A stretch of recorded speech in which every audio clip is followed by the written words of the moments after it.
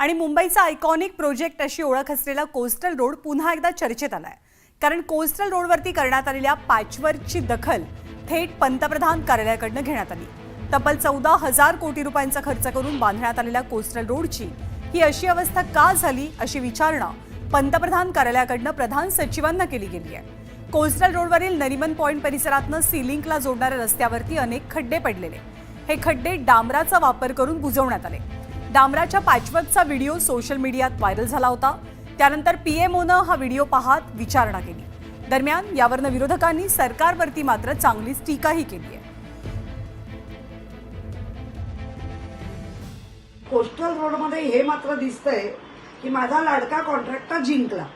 संपूर्ण या रोडवर जे तडे गेले आहेत आणि त्याला जे पॅच केले त्याचा अर्थ माझा कॉन्ट्रॅक्टर जिंकलाय आणि या गोष्टीचा आज मुंबईकर निषेध करतोय।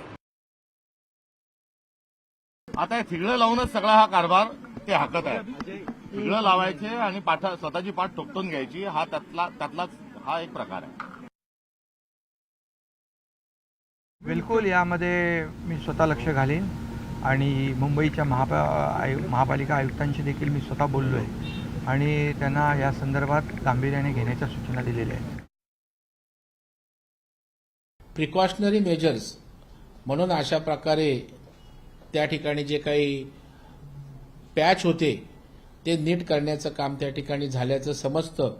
तथापि कोस्टल रोड हा मुंबईकरांसाठी एक गेम चेंजर अशा प्रकारचा रोड आहे आणि त्याच्यामुळे तो जेवढा भक्कम किंवा जेवढी काळजी घेण्याची आवश्यकता आहे त्याची निश्चितच महापालिका सरकार काळजी घेईल। आणि